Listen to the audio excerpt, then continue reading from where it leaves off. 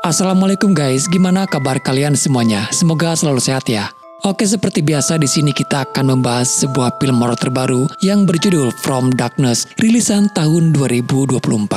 Sebuah film horor dari benua Eropa, tepatnya di negara Swedia. Mungkin terdengar asing bagi telinga kita mendengar ada film horor dari negara lain. Karena biasanya film horor itu kebanyakan dibuat dari Amerika Latin, ataupun dari Rusia. Dan kalau kalian tanya juara film horor itu ada di mana, sudah pasti jawabannya adalah di negara bagian Asia dan ASEAN. Karena juri Asia lebih menyeramkan. Lalu seperti apa sih film horor dari negara lain? Apakah setannya sama atau berbeda? Oke guys, daripada penasaran, kita langsung saja ke cerita filmnya. Cerita ini dimulai di sebuah hutan yang dimana pada saat itu sedang musim turun salju. Stephen seorang polisi yang berpatroli di daerah tersebut. Dalam perjalanannya, dia melihat ada sebuah mobil yang terparkir. Sebagai pihak instansi keamanan daerah yang digaji oleh uang pajak rakyat, sudah sepatutnya Stephen memastikan semuanya aman terkendali. Terlihat sepertinya mobil itu sudah cukup lama terparkir di sini.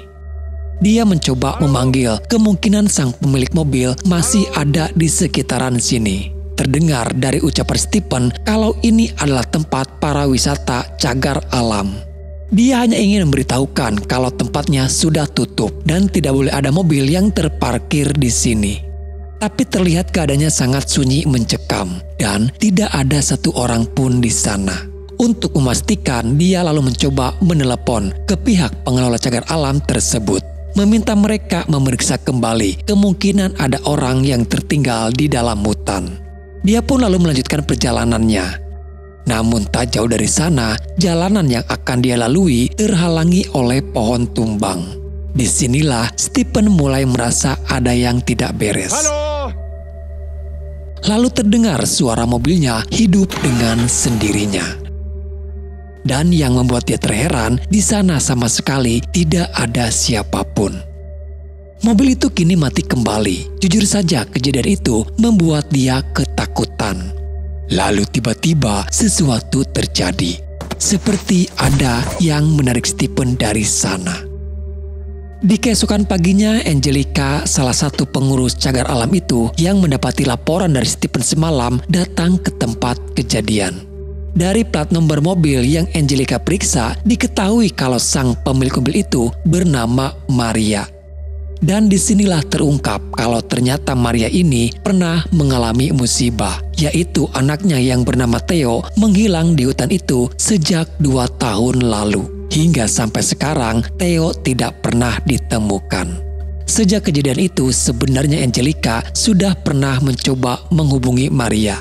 Tapi teleponnya tidak pernah diangkat. Angelica curiga bagaimana kalau ternyata Maria datang kembali ke sini bertujuan untuk mencari tubuhnya Theo.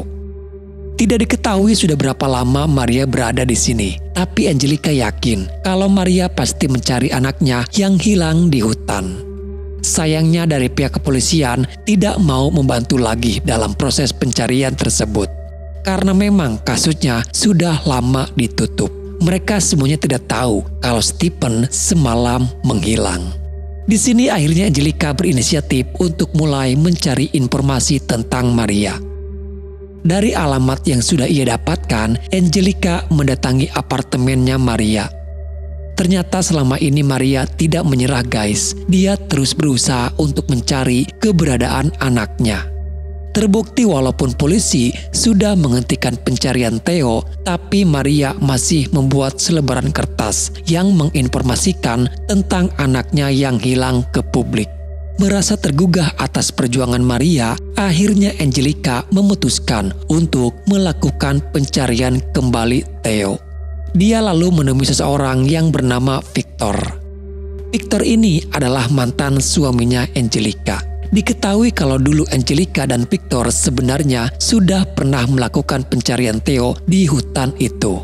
Karena walau bagaimanapun Angelica sendiri adalah bagian dari pengurus cagar alam. Dia pun harus bertanggung jawab atas hilangnya Theo. Namun dalam pencarian tersebut ada sebuah insiden kecelakaan yang terjadi kepada Angelica. Hingga akhirnya pencarian itu pun dihentikan. Dan sekarang Angelica membujuk Victor untuk melakukan pencarian Theo kembali. Dia juga memberitahukan kalau sekarang ibunya Theo yaitu Maria ikut menghilang di hutan tersebut. Victor awalnya menolak, dia sudah tidak ingin terlibat lagi dalam urusan pencarian Theo. Tapi Angelica terus membujuknya. Angelica tidak tahu harus meminta tolong kepada siapa lagi. Kebetulan Victor adalah seorang pawang anjing. Itu sangat membantu Angelica dalam menelusuri hutan itu. Karena Angelica terus memaksa, akhirnya Victor pun bersedia membantu. Di keesokan harinya, pencarian itu tidak hanya dilakukan berdua. Mereka juga akan dibantu oleh Aisyah, rekan kerjanya Angelica, bersama Johan yang adalah seseorang yang sedang dekat dengan Angelica. Sedikit membuat Victor cemburu, karena ternyata Angelica sudah mempunyai pasangan.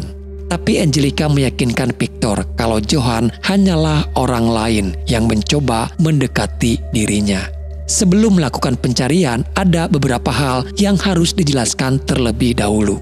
Victor yang akan memimpin selama pencarian tersebut. Karena dia adalah seorang pawang anjing, itu akan sangat membantu melacak keberadaan Maria ataupun Theo.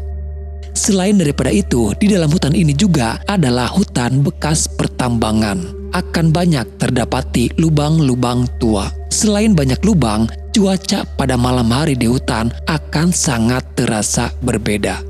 Dan mereka harus benar-benar ekstra hati-hati. Sebelum berangkat sempat terjadi perselisihan antara Johan dengan Victor. Johan tahu kalau Angelica adalah mantan Victor. Johan berharap Victor jangan pernah memujuk Angelica untuk kembali lagi bersamanya karena Angelica kini sudah menjadi milik Johan. Mereka lalu membuka mobilnya Maria, mengambil beberapa pakaian Maria untuk nanti dilacak oleh anjingnya. Selain pakaian, Angelica juga menemukan beberapa berkas di dalam tasnya Maria. Berkas itu dia berikan kepada Aisyah untuk dia periksa. Mereka berbagi tugas, Angelica, Victor, dan Johan yang akan melakukan pencarian ke dalam hutan. Sedangkan Aisyah menunggu di pos sambil memonitoring mereka. Dalam berkas Maria itu, Aisyah menemukan berbagai selebaran kertas dengan gambar-gambar aneh dan beberapa simbol seperti sebuah simbol penyembahan diri kepada setan. Aisyah lalu memberitahukan penemuannya itu kepada Angelica. Dari apa yang disampaikan oleh Aisyah, Angelica tahu kalau itu adalah simbol-simbol sesembahan kepada setan. Memang dulu pernah ada sebuah mitos yang menceritakan kalau di dalam hutan ini ada sesosok makhluk penunggunya. Tapi itu hanya cerita biasa untuk menakut-nakuti pengunjung wisata cagar alam. Johan sempat bertanya kepada Angel, lalu bagaimana dengan cerita soal hantu yang ada di dalam gua tua? Banyak informasi di luar sana yang mengatakan kalau hantu tersebut memang nyata adanya. Angel sedikit menceritakan kepada Johan, dulu pada tahun 1800-an tempat ini adalah sebuah pertambangan nikel. Dan banyak sekali tragedi kecelakaan yang terjadi hingga menewaskan para pegawainya. Pemicu dari kecelakaan tersebut diakibatkan karena mereka menggali tambang terlalu dalam. Diduga secara tak sengaja itu melepaskan entitas jahat yang menjaga tanah ini. Dan hantu itu disebut oleh masyarakat setempat adalah hantu gua. Konon katanya hantu itu menggunakan kegelapan untuk memikat para penambang menuju kematian. Bisa dikatakan kalau tanah ini sudah dikutuk dan untuk menghentikan kutukan tersebut, masyarakat setempat mulai melakukan ritual sesembahan dengan menyembelih seekor hewan untuk ditumbalkan. Walaupun itu hanya cerita masyarakat terdahulu, namun Angelica dan semua pengurus cagar alam menghormati tradisi tersebut hingga sampai saat ini. Dari semua cerita tersebut, Johan menyimpulkan bahwa Maria percaya kalau putranya hilang karena diambil oleh hantu gua itu. Memang terdengar seperti sebuah tahayul, tapi pada kenyataannya Theo hilang secara misterius tanpa diketahui jejaknya sama sekali. Pencarian terus dilakukan hingga pada malam hari sampai mereka menemukan tempat untuk bisa membuka tenda. Victor yang berada di belakang mulai merasakan adanya keanehan dan dia mendengar adanya suara di balik semak-semak yang gelap. Setelah mereka membuka tenda dan memutuskan untuk beristirahat di sana, lagi-lagi Victor mendengar adanya suara di balik semak-semak itu. Karena penasaran, dia pun mencoba untuk memeriksa, memastikan di sana tidak ada apa-apa.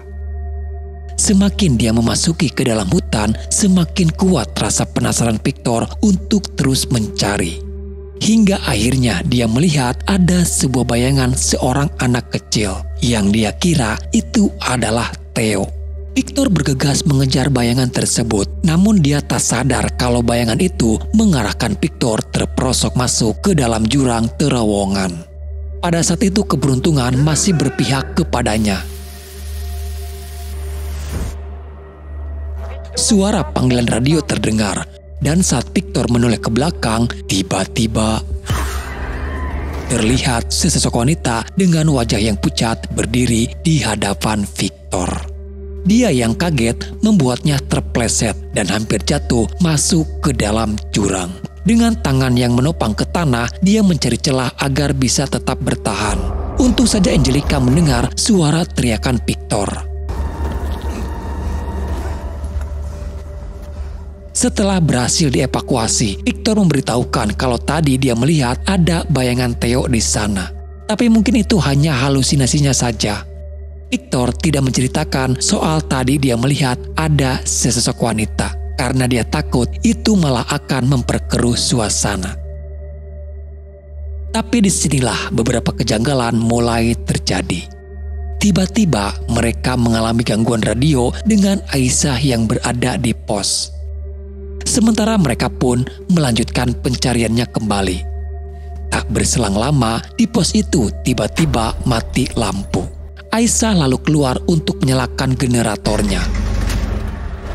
Keanehan terjadi ketika mobil itu menyala sendiri.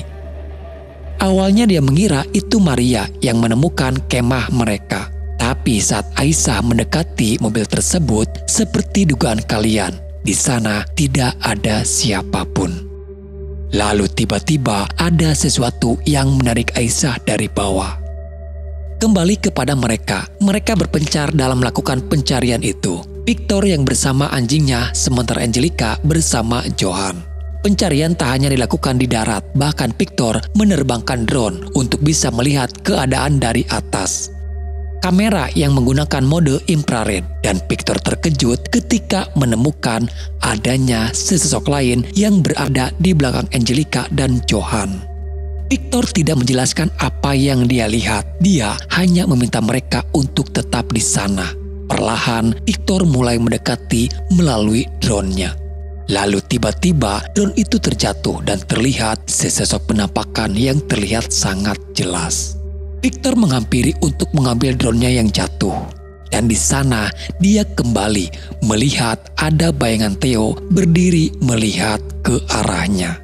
Bayangan tersebut langsung menghilang ketika Johan datang menghampiri. Setelah terus melakukan pencarian melalui peta tersebut, akhirnya mereka berada di titik tempat yang pernah Maria datangi. Tapi sayangnya di sini justru Johan malah berubah pikiran. Dia sudah tidak mau lagi melanjutkan pencariannya karena ini terasa konyol baginya mencari sesuatu yang tidak pasti. Apalagi sekarang mereka sudah putus kontak dengan Aisyah. Johan hanya takut kalau terjadi sesuatu kepada mereka. Lebih baik mereka sekarang kembali saja ke pos. Tapi Angelica tetap memaksa karena titik poinnya sudah tidak jauh lagi dari sini. Johan masih mau mengalah dan tetap mengikuti Angelica. Lalu sampailah mereka di sebuah bangunan tua yang sudah hancur. Angel tahu sejarah dari tempat ini dan dia baru sadar kalau ternyata Maria mendatangi sebuah tempat ritual pemujaan. Tempat ini adalah tempat untuk meminta sesuatu kepada hantu gua. Konon untuk mendapatkan apa yang dipinta, orang tersebut harus memberikan imbalan sebuah tumbal. Tapi Angel, Victor, dan juga Johan tak percaya karena bagi mereka semua itu hanyalah sebuah tahayul.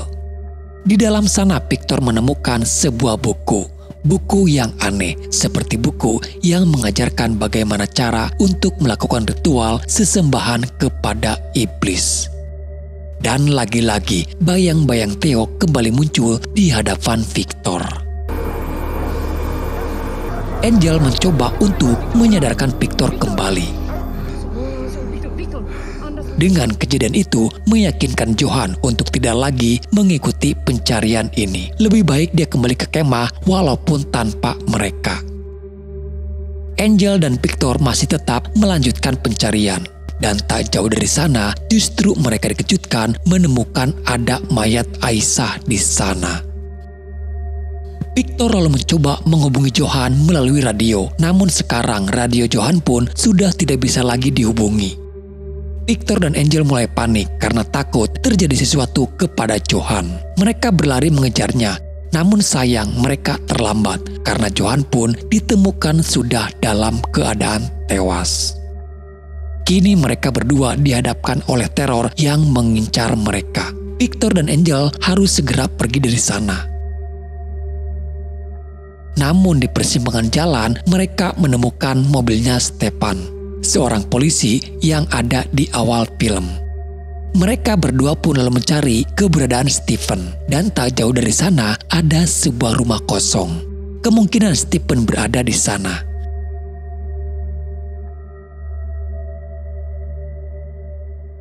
Ketika Victor memeriksa ke ruangan lantai atas, dia dikejutkan. Tiba-tiba ada seorang wanita yang menyerangnya. Dan akhirnya mereka menemukan Maria yang ternyata dia bersembunyi di rumah ini. Maria mengaku kalau ada orang yang menyerang dirinya hingga dia bersembunyi di lantai atas. Terlihat memang dari raut wajah Maria dia sangat syok ketakutan. Tapi di sini ada yang membuat Victor merasa janggal. Kalau Stephen yang menyerang Maria sepertinya itu tidak mungkin. Dan kenapa radio itu tersambung ke saluran mereka? Itu artinya mereka bisa tahu apa yang dilakukan oleh mereka berempat di dalam hutan. Angel meminta kepada Victor untuk jangan menginterogasinya. Angel percaya kalau Maria tidak mungkin adalah pelaku yang membunuh rekan-rekannya. Perdebatan sempat terjadi, namun Angel masih bersikeras kalau Maria hanyalah korban dan dia bukan pelaku dari semua ini. Dia lalu membawa Angel untuk dibawa ke rumah sakit karena melihat keadaan Maria yang sudah semakin lemah. Dan malah meninggalkan Victor di rumah itu.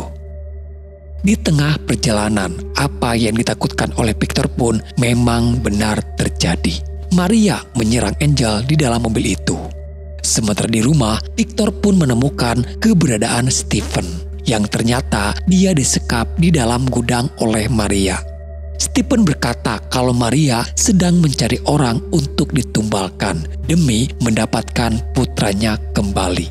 Mendengar hal itu, Victor bergegas mengejar mobil yang dibawa oleh Angel.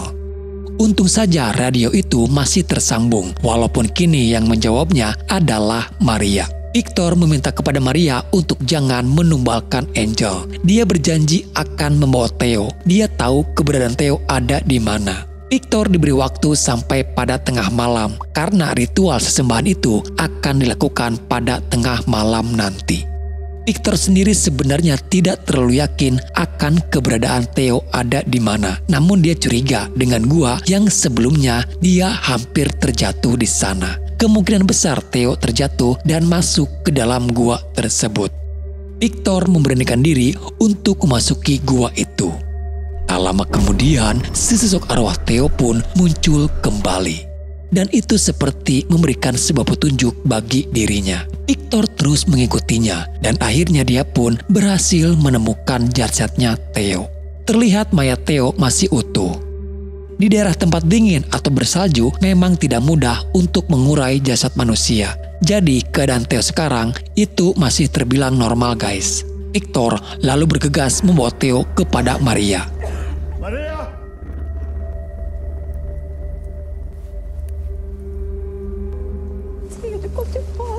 Sayangnya Angel pun sudah dalam keadaan koma. Dia sempat tak sadarkan diri ketika Victor mencoba untuk membangunkannya. Tidak puas dengan ditemukannya Theo, justru Maria ingin Theo bisa hidup kembali. Dan cara untuk menghidupkan Theo, Maria harus menumbalkan Victor. Pergulatan terjadi, tapi pada akhirnya Victor berhasil menikam Maria hingga Maria pun tewas. Dari sini mau tidak mau, Victor dipaksa untuk percaya kalau hantu gua itu bisa mengembalikan Angel. Dia meminta kepada hantu gua itu untuk mengembalikan Angel karena dia sudah menumbalkan Maria sebagai sesembahannya. Tak pernah Victor duga, ternyata permintaannya terkabul. Tak lama setelah itu, Angel pun kembali hidup. Dan akhirnya film pun selesai. Oke guys, jadi itulah alur cerita filmnya. Apapun yang terjadi dalam film ini, semata-mata ini hanya hiburan saja guys. Dan film ini cukup rekomen buat kalian tonton ya. Dan semoga saja apa yang ingin ceritakan dan sampaikan bisa menghibur di luang waktu kalian. Sampai jumpa di video selanjutnya. Salam dari admin dan bye-bye.